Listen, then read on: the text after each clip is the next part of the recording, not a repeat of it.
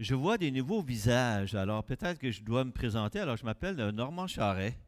Il y en a quels sont ceux qui m'ont déjà entendu parler une fois ici, là? OK. Puis quels sont ceux qui m'ont jamais entendu parler? Puis quels sont ceux que ça leur dérange absolument pas que ça. Ah, il n'y a personne qui lève la main, là. Alors, oui, c'est ça, les vacances s'en viennent, mais j'ai déjà eu 3 semaines de vacances. Moi, je suis un retraité, alors, retraité de l'enseignement. Alors, je suis à la retraite depuis presque plusieurs années, mais le Seigneur nous appelle à travailler pour lui, à œuvrer pour lui. Alors, il n'y a pas de retraite dans le Seigneur. Là, c'est juste un temps d'arrêt, là, hein? Je pense que c'est 3 semaines d'arrêt. J'ai eu 3 semaines avant, puis ensuite, on va recommencer à œuvrer pour le Seigneur. C'est bon. Je peux juste commencer avec cette image. Elisabeth va faire apparaître une image. Je ne sais pas si ça paraît bien. Vous voyez, ça, ce sont les images qui ont été prises, les premières photos par le télescope James Webb. Et les premières photos ont sorti il y a 2 semaines. Et les scientifiques ont été émerveillés devant la qualité des photos. Parce que, selon eux, ces photos-là réussissent à prendre les lumières ou les galaxies dans le fin fond de l'univers. Et selon leurs études, ils pensent qu'avec ces images-là, ils vont être en mesure de découvrir l'origine ou le début de l'univers. Selon leurs études, selon leur... Donc, pour eux, la qualité des photos, ils disaient, c'est extraordinaire. Pour eux, là, c'est quelque chose d'extraordinaire. Et pour eux, là, c'est d'avoir une image du portrait initial de l'univers. Mais nous, on est créationnistes, hein? Alors, parce qu'eux, ils essaient de trouver comment l'univers était fait, là, quelques millions d'années juste après le Big Bang, selon leur théorie. Mais vous savez que dans Genèse 1, il est écrit, Dieu dit que la lumière soit. Bang! La lumière fut. Alors, le Big Bang, c'est là. Dieu dit, et la lumière est arrivée. L'énergie, toute la lumière. Mais eux, ils croient qu'ils essaient de trouver le... Mais ce matin, on va regarder ensemble, non pas le portrait initial de l'univers, mais le portrait final. La deuxième image, là, c'est encore, ça vient du web, mais le titre de ce message ce matin, c'est le portrait final. C'est la 3e diapo, mademoiselle, en arrière. Elle va arriver là. OK, c'est bon. Mais je commence à se dire, c'est quoi le portrait final de l'univers? Le portrait final de l'univers, je n'irai pas le chercher sur un télescope. On va le regarder au travers un livre qui s'appelle l'Apocalypse.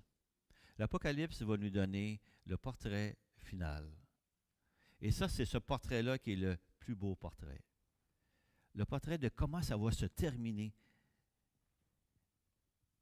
Toute cette aventure-là sur cette terre, comment ça va être à la fin. C'est bien beau de savoir qu'est-ce qu'il y a au début, mais nous, on aimerait ça comme croyants, savoir où est-ce qu'on s'en va. C'est quoi le portrait à la fin?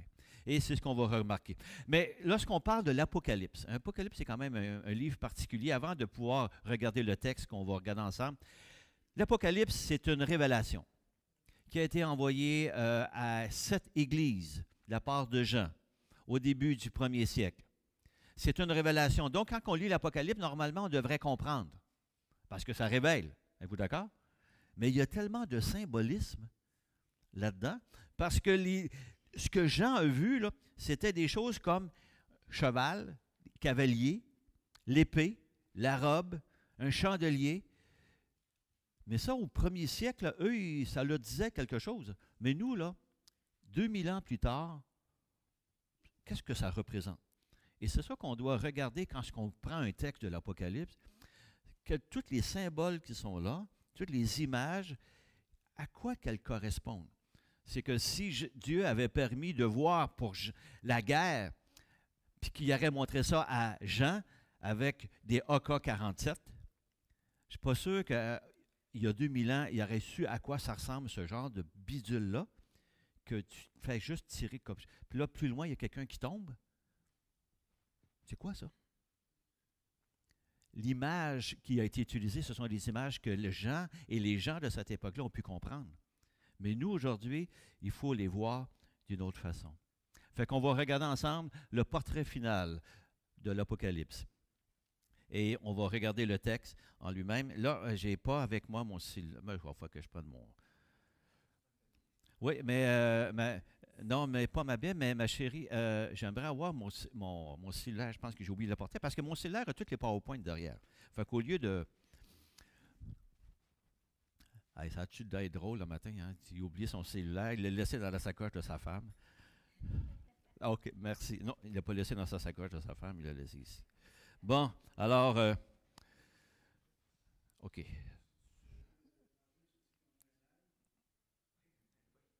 OK, alors, ouais, c'est ça. Bon, moi, je vais le mettre comme ça. Ben, comme ça. OK, c'est beau. Parce que ça me permet de voir sur mon bidule qu'est-ce qu'il y a là-bas. Alors, ça a l'air pas mal mieux, hein, pour moi. Ça. OK. Alors, donc là, je vais vous inviter à regarder dans l'Apocalypse au chapitre 21, les 8 premiers versets. Le texte nous dit, « Puis je vis un nouveau ciel et une nouvelle terre. Car le premier ciel et la première terre avaient disparu et la mer n'était plus. Je vis descendre du ciel auprès de Dieu la ville sainte, la nouvelle Jérusalem, préparée comme une épouse qui s'est parée pour son époux. Et j'entends du trône une voix forte, une forte voix qui disait, « Voici le tabernacle de Dieu avec les hommes. Il habitera avec eux, ils seront son peuple, et Dieu lui-même sera avec eux. Il essuiera toute larme de leurs yeux, et la mort ne sera plus, et il n'y aura plus ni deuil, ni cri, ni douleur, car les premières choses ont disparu. » À partir du verset 5, « Et celui qui était assis sur le trône dit, « Voici, je fais toutes choses nouvelles. » Et il dit, « Écris, car ces paroles sont certaines et véritables. » Et il me dit, « C'est fait. Je suis l'alpha et l'oméga, le commencement et la fin. À celui qui a soif, je donnerai de la source de l'eau de la vie gratuitement. Celui qui vaincra héritera ces choses, je serai son Dieu et il sera mon fils. Mais pour les lâches, les incrédules, les abominables, les meurtriers, les impudiques, les enchanteurs, les idolâtres et tous les menteurs, leur part sera dans l'étang ardent de feu et de soufre, ce qui est la seconde mort. » C'est tout un texte, hein? Ce texte, il suit dans l'Apocalypse le tableau que Jean a vu. Le tableau, c'était celui du jugement final, devant le trône blanc, où il y avait tous les êtres humains qui ont vécu sur cette terre, qui sont ressuscités, qui sont là avec leur corps. Ils se retrouvent devant le trône. Et il y a une séparation. D'un côté, ceux qui vont se retrouver dans les temps de feu, et ceux dont les noms sont écrits dans le livre de vie sont de l'autre côté. Et là, l'Apocalypse continue parce qu'on peut se poser la question, mais ceux qui sont écrits dans le livre de vie, ils vont où, eux? Alors, l'image suivante, c'est celle qu'on vient de lire. Jean voit un nouveau ciel. Le texte dit, « Puis je vis et un nouveau ciel puis une nouvelle terre. » Le mot « nouveau » qui est utilisé dans le langage original, ce n'est pas dans le monde dans le sens de neuf. Un monde neuf. C'est le nouveau, le sens, parce qu'on a pris le mot « kainos » en grec, qui veut dire « renouvelé ». C'est une terre renouvelée, un ciel renouvelé. Donc, ça veut dire que Dieu a fait avec sa création déjà originale, il l'a transformé dans quelque chose qui va être différent, qui est nouveau. Donc, ça veut dire que les choses ne seront plus comme on voit actuellement. Les choses actuelles vont être transformées. Il n'y a pas beaucoup de détails qui est donné sur le nouveau ciel et la nouvelle terre. La seule chose que l'on a au travers l'image que Jean a pu voir, c'est quelque chose qui est différent, renouvelé. Est-ce qu'il y a des ressemblances? On ne sait pas. Est-ce qu'il va y avoir des routes? Est-ce que le ciel va avoir la même couleur? On ne sait pas. Ça ne semble pas ce qui est important.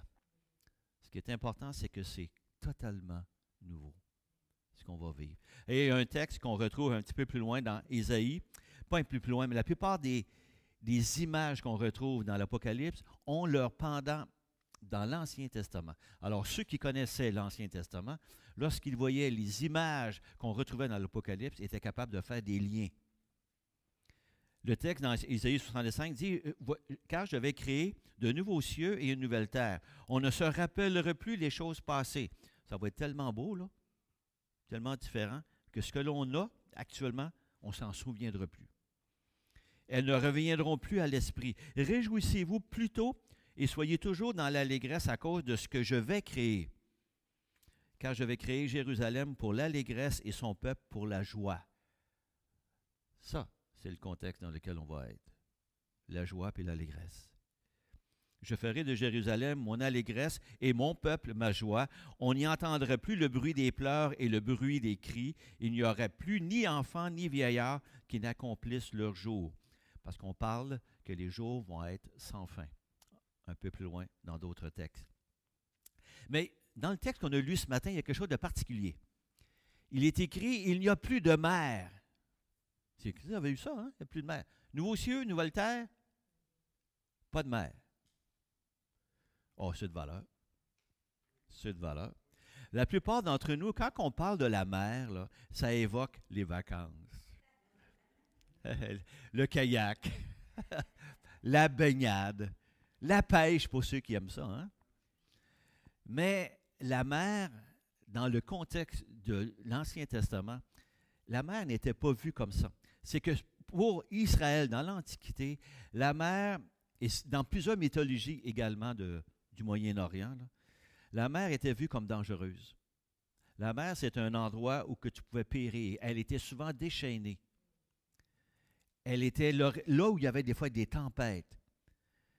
Et que ça représentait tout ce qui était des forces contre le Dieu créateur. C'était l'endroit où il y avait du chaos. Tu sais, la mer, là, ça marche tout croche, là. Donc, qu'est-ce que la mer symbolise? Elle symbolise tout ce qui est violent, tout ce qui est méchant, dangereux, instable, complètement chaotique. Il n'y aura plus de ces choses dans le nouveau ciel puis dans la nouvelle terre. C'est pas extraordinaire. Ça veut dire qu'il n'y aura plus de tout ce qui marche tout croche là, sur cette terre, là, ici. Là. Ça va tout disparaître. Il n'y aura plus de ces choses-là. Plus de méchanceté, plus de menaces. Tout va être parfait.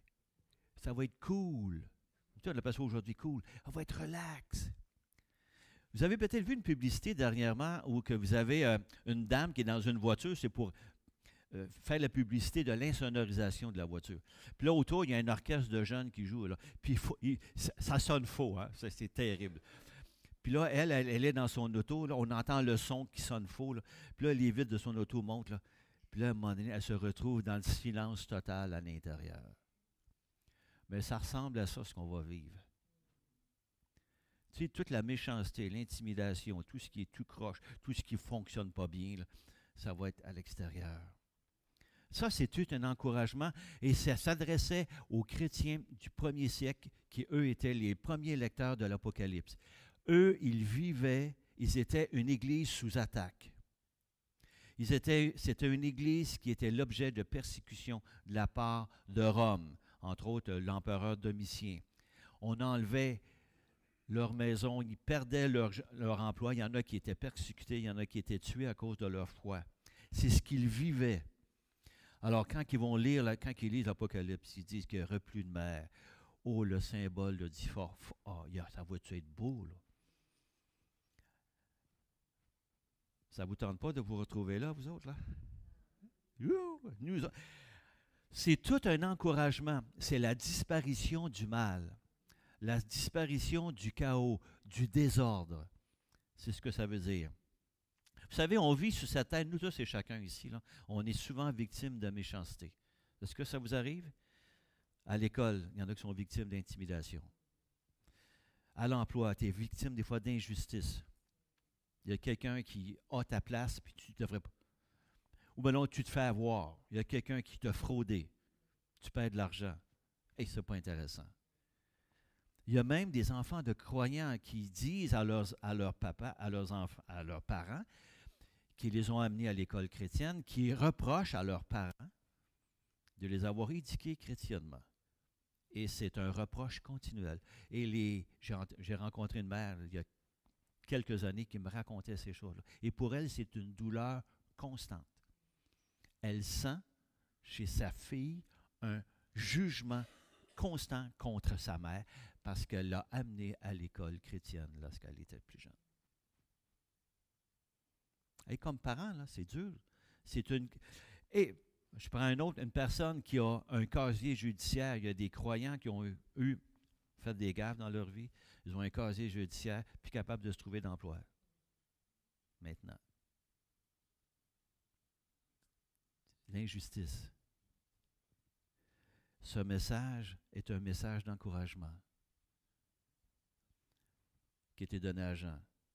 Il n'y en aurait plus un jour d'injustice, de mal, de chaos. C'est pas merveilleux? Ça ne veut pas dire qu'il n'y aura pas d'eau au ciel. Hein? Il n'y a pas de mer. Ça ne veut pas dire qu'il n'y aura pas d'eau. On ne sait pas. On va le voir un peu plus loin. Verset 2 dit qu'il y a une ville. Là, on voit la ville sainte, Jérusalem d'auprès de Dieu qui descend. Ça veut dire c'est une ville. Elle est préparée comme une épouse. Allez, ça fait deux images. Là, il voit arriver une ville, puis elle est préparée comme une épouse. C'est une ville ou bien non, c'est une épouse? C'est quoi ça, ces choses-là? On peut se demander. Et c'est que, peut-être pour nous donner mieux comprendre, je vais aller un petit peu plus loin, je vais sauter une diapo, je vais aller à Apocalypse 11. Juste précédemment dans le texte, il est écrit, « On me donna un roseau semblable à une verge en disant, « Lève-toi et mesure le temple de Dieu, l'autel et ceux qui y adorent. » Le temple de Dieu et ceux qui y adorent. Mais le permis extérieur du temple, laisse-le en dehors et ne le mesure pas, car il a été donné aux nations, et elles fouleront aux pieds la ville sainte. Donc, Jérusalem, c'est un endroit où, entre autres, les nations avaient écrasé ou étaient méchants à l'endroit de Jérusalem. Mais pour les gens qui vivaient à cette époque-là, au premier siècle, c'était eux qui étaient l'objet. Ce n'était pas nécessairement Jérusalem. Alors, Jérusalem représente le peuple de Dieu, à la fois l'endroit où ils vont vivre et, en termes de relation, l'épouse de Christ. Donc, Jérusalem, ici, représente le peuple de Dieu sur la nouvelle terre puis dans ses nouveaux cieux. Et il n'y aura pas de l'extérieur des nations qui vont fouler ces gens-là. Donc, il n'y aura pas de méchanceté, il n'y aura pas de chaos à leur endroit. Et ce qui est remarquable, c'est que la ville, elle vient d'en haut. Elle vient de Dieu. Ce sont les élus qui sont en présence de Dieu qui vont se retrouver dans les nouveaux cieux et dans cette nouvelle terre. Ils viennent de Dieu. C'est une ville sainte. Ce sont les saints. C'est l'ensemble de l'humanité qui va être sur la nouvelle terre et dans les nouveaux cieux. On ne sait pas comment ça va se faire, le passage entre les deux, mais il ne sera plus une minorité de croyants dans une mer hostile de personnes qui leur en veulent. Parce que ça va seulement être des élus qui vont se retrouver là. Fait qu'imaginez l'encouragement que ça donne pour ce peuple-là, d'être au sein d'une humanité, non pas qui veut leur faire du mal au travers des persécutions qu'ils vivaient, là, mais qui veut une humanité où ils sont tous ensemble, élus de Dieu, aimés de Dieu, l'épouse de Christ, et tous ensemble au service de Dieu. C'est pas merveilleux, ça? Ça veut dire que les frères ici, là, ensemble, là, on va tous être ensemble. Peut-être qu'on ne se reconnaîtra pas, mais on va tous être des élus. Fait que si le frère à côté de toi, tu l'aimes moins, il faut penser qu'il va être à côté de toi. Puis on va tous s'aimer. Hein? Pierre, m'aimes-tu? Hein? Pierre, c'est ça qu'il dit, m'aimes-tu? Ah ben, on va tous s'aimer les uns les autres. Peut-être que des fois, on a un frère ou une sœur dans l'Église qu'on a de la misère avec au niveau relationnel. Mais il faut penser qu'on va être ensemble. Puis on va tous être sur le même niveau. Tous les frères et des sœurs dans la foi. Tous des élus de Dieu. Tous des gens dont les noms sont écrits dans le livre de vie. Wow! Fait que si lui, s'il y en a un qui tombe ses nerfs, là, ça va être fini. Là. C'est ça. Il ne va pas le regarder puis leur dire hey, merci. Peut-être qu'on se. Semble-t-il qu'on d'autres textes disent qu'il n'y aura pas d'époux ou d'épouse, on sera pas, les relations maritales vont être terminées. Mais, bon. Alors moi-même, dans ma propre vie, des fois j'ai vécu des déceptions face à des croyants. Tu sais, des fois ça arrive, hein? On investit, puis on est déçu. Fait que là, il n'y aura plus de déception. On va juste avoir de la joie. Relationnellement. Le texte continue, on dit, voici le tabernacle de Dieu avec les hommes. Alors, on utilise l'image du tabernacle, donc de la tente d'assignation, comme il y avait dans le désert. Dieu demeurait avec son peuple dans le désert, mais c'était une présence que j'appelle semi-visible, parce que Dieu était dans le lieu saint. Êtes-vous d'accord? Et on n'y avait pas accès. Le grand sacrificateur, il voyait quand même la colonne de fumée, mais Dieu était présent, mais il n'y avait pas nécessairement cette relation-là avec eux, lors de la première alliance. Maintenant, c'est que Dieu va être dans cet espace-là qu'on appelle la Nouvelle Jérusalem, puis il va être accessible de partout. Tu vas pouvoir le voir. Il va y avoir la même relation des croyants avec Dieu que celle de Adam et Ève dans le jardin d'Éden. Le soir, ils se rencontraient puis ils jasaient. Bien, ça va être exactement ça. La relation ne sera pas que Dieu est présent dans son... Actuellement, Dieu, si on remarque, par l'Esprit Saint, il vit en nous. On peut regarder ça dans 1 Corinthiens 3, 16. Hein? Ne savez-vous pas que vous êtes le temple de Dieu et que l'Esprit de Dieu habite en vous? Déjà, nous avons les prémices de la présence de Dieu dans nos propres vies. En lui, vous avez été édifiés pour être une habitation de Dieu en esprit, en Éphésiens. Mais, dans le nouveau ciel, nouvelle terre, on va voir Dieu tel quel. Tel qu'il va vouloir se révéler. À quoi ça va ressembler, on ne le sait pas. Mais on va être en relation avec lui. Lui qui nous dit qu'il nous aime et que nous, on est en mesure de dire « Je t'aime ». On va le voir. On va pouvoir jaser. Je parle bien de jaser. Est-ce qu'on va communiquer de façon différente? On ne sait pas. Mais moi, j'imagine que je vais parler avec Dieu. Là. Hein? Parler avec Jésus. Peut-être jaser avec Paul aussi quelque part, puis poser des questions sur la prédestination. Je dis, écoute, Paul, je dis, tu me l'as dit quoi là-dessus? Là? On est... Hein? Peut-être. Mais...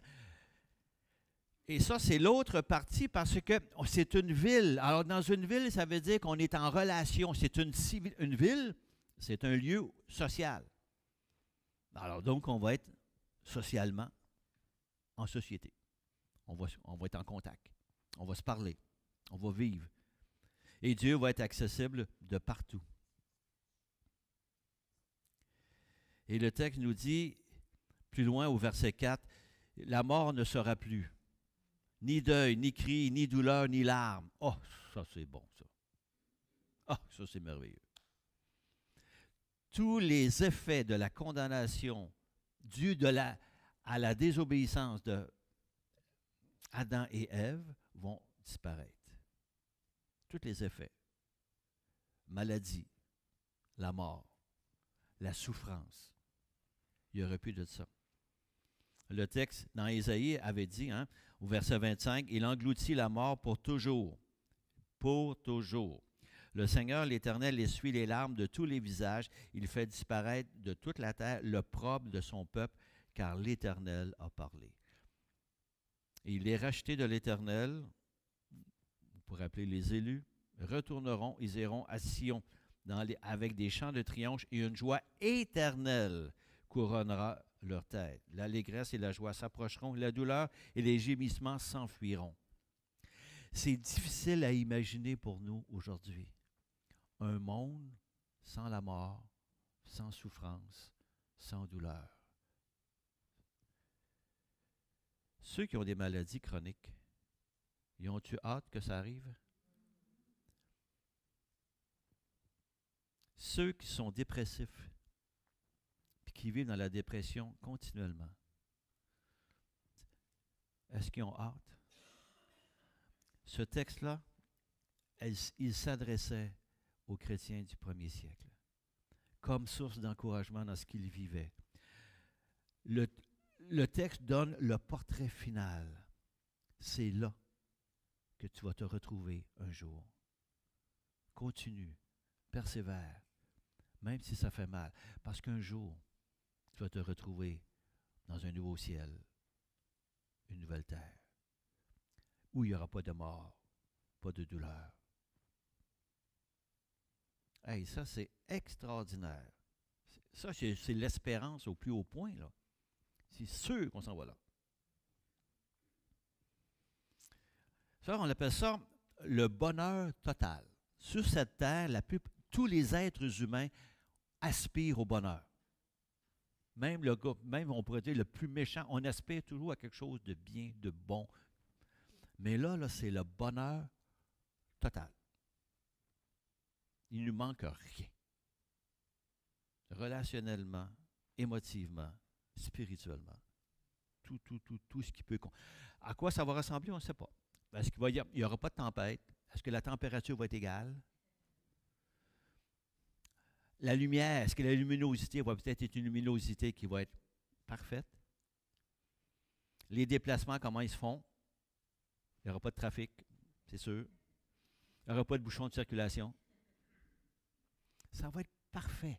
Il n'y aura pas de chaos. Tout va rouler là. Hey. Et là, à partir du verset 5, il y a quelque chose de particulier. C'est Dieu qui parle. Le texte nous dit, celui qui est assis sur le trône dit. Et ce qui vient, il y a 7 paroles de Dieu qu'on peut retenir. Elles sont importantes parce que c'est Dieu qui parle. Jean a vu ou entendu ces paroles-là. Et il les a écrites. Ça, c'est un moment solennel, parce que c'est rare dans l'Apocalypse. Il y a juste à 2 autres endroits que c'est écrit que Dieu parle. Des fois, il y a des voix qui venaient du trône, et on peut imaginer que ce sont des anges qui donnaient le message à Jean, mais là, c'est Dieu qui parle. La voix vient du trône. Et sur le trône, il y avait juste Dieu et l'agneau de Dieu. Alors, première parole, « Voici, je fais toutes choses nouvelles ». Ça, c'est clair. Ce qui arrive, ce qu'on voit, voici, je fais toutes choses nouvelles. Tout ce qui s'en vient, c'est des choses nouvelles. Et pour eux, ça veut dire quelque chose. Chose nouvelle dans Ésaïe 43, ça veut dire, voici, je fais une chose nouvelle sur le point d'arriver. Ne la connaîtrez-vous pas? Et autre point, dans Ésaïe 48, maintenant j'annonce des choses nouvelles, cachées, inconnues de toi. Elles se produisent à présent et n'appartiennent point au passé. C'est une chose nouvelle, voici, et qui va avoir lieu directement. Et c'est ce que ça veut dire. Et le texte nous dit, un peu plus loin, ça c'est Paul qui rajoute ces choses-là, et ça c'est bon. Nous faisons partie de cette nouveauté-là, comme prémisse. Si quelqu'un est en Christ, il est une nouvelle créature. Les choses anciennes sont passées et toutes choses sont devenues nouvelles. Actuellement, les croyants sur cette terre, nous sommes les prémices de ce renouveau-là. On est les premiers pas. Et il va y avoir à la fin une consommation finale de ce qu'il y a de nouveau. Et nous, on va faire partie de ces choses-là. Donc, comme croyants, nous témoignons de la nouveauté de ce que Dieu est en train d'établir sur cette terre. Et ça, c'est extraordinaire, merveilleux. Et l'autre phrase qui dit, ces choses sont certaines et véritables. Qu'est-ce que ça veut dire? Ça veut dire qu'il vient d'annoncer à Jean qu'il va y avoir une nouvelle création, renouvelée. La disparition du mal et que tout va être extraordinaire. Il est en train de lui dire, ce que je viens de te dire, c'est ça qui va arriver. That's it. En anglais, ça serait that's it, that's all. Hein? C'est ça. Point. Ça, c'est une promesse qui va être tenue, telle qu'elle. Puis vous savez que nous vivons nous-mêmes dans un monde de promesses. Dans les prochaines semaines, on va être en campagne électorale. Hein? Est-ce que vous allez entendre des promesses? Des fois, on voit de la publicité où on nous promet toutes sortes de choses. Des influenceurs sur les réseaux sociaux nous promettent des choses. Un amaigrissement rapide. Je ne sais pas, il me semble de ce temps-ci, il me semble que je vois ça. Là. Tu peux maigrir souvent qu'en prenant des pilules. Là. Mais peut-être que ces gens-là ont des bonnes intentions. Hein, une bonne intention, ils promettent quelque chose. Comme les gens au gouvernement, ils promettent quelque chose avec une bonne intention. Mais ils n'ont pas les capacités toujours, parce qu'ils ne contrôlent pas tous les événements. Ça ne veut pas dire que les promesses vont arriver. Êtes-vous d'accord? Dieu est le seul, parce qu'il est tout-puissant, de faire arriver les choses. Il était capable de créer l'univers à partir de rien. Il est capable de faire que ses promesses vont se réaliser telles quelles. C'est le seul qui peut garantir ses promesses. C'est le seul qui est capable de dire ces choses sont certaines et véritables. La troisième phrase, c'est « Il me dit, c'est fait ». Ça, c'est une formule très, très forte. C'est en train de dire, c'est une manière que ça va se produire réellement. Oublie ça. Quatrième parole, je suis l'alpha et l'oméga, le commencement et la fin. Il est en train de le dire, voici, j'étais là au début et j'ai créé. Hein? J'ai créé à partir de rien. Et je suis là à la fin pour recréer ou renouveler. Et tout au long, je suis celui qui a mis tout ça en œuvre. Et actuellement, il y a 2000 ans, il y a eu cette révélation de ce qui va se passer. On peut être sûr que c'est ce qui va arriver. Et ça, c'est un des gros encouragements pour les chrétiens du premier siècle. Eux qui souffraient, puis disaient, « Hey, on va-tu s'en sortir? Ça fait des années et des années qu'on est pourchassés. » Oui. Et nous, c'est la même chose, on vit exactement la même affaire. J'ai déjà utilisé cette image-là, puis je vais l'utiliser. Imaginez quelqu'un là, qui aime le hockey. Là. Il prend pour le Canadien. Le Canadien est en finale contre l'Avalanche du Colorado. Puis là, le dernier match de la série, au 7e match, le soir même, il travaille. Il ne peut pas regarder le match. Bon. Mais, il dit, je l'enregistre. Il l'a enregistré sur son il enregistre le match. Ah, il finit le soir à minuit, il rentre dans son auto, il écoute la radio, le Canadien a gagné 7-6. Puis il a gagné la Coupe Stanley. Il a-tu hâte d'arriver à la maison? Lui? Il connaît le score, lui. Mais il ne sait pas comment ça s'est fait. Mais il connaît le score. Fait que là, il s'installe devant sa télé à minuit le soir. Il dit, moi, je vais écouter le match. Et après 2 périodes, c'est 6-0 pour l'autre club. Là, il imagine ces chums qui ont suivi le match en direct. Eux, ils devaient être complètement découragés. Là. 6-0, le Canadien perd. La plupart ont dû garrocher leur télé au travers de la fenêtre. Ça ne peut pas. Ces chums, c'est tous des partisans du Canadien. Là. Mais lui, il a hâte à la 3e période. Il l'écoute, là. Il sait qu'ils vont gagner 7-6. Il voit les prix canadiens comme premier but. Supplément. Avantage numérique. Bang! 6-6 après 3 périodes. On s'en va en supplémentaire. Et là, il a hâte à supplémentaire. Il prend une pause, il s'en va chercher des chips de liqueur. Mon gars s'installe. Parce qu'il sait qu'il va y avoir un but et qu'ils vont gagner. Quelle est l'attitude du croyant sur cette terre quand il connaît le portrait final? Tu sais comment ça va terminer. Tu sais où est-ce que tu vas être. C'est encourageant au plus haut point. Même si je souffre, même si ton club perd, même si ça va mal, même si tu souffres, même si tu es intimidé, même si tu vas peut-être mourir demain,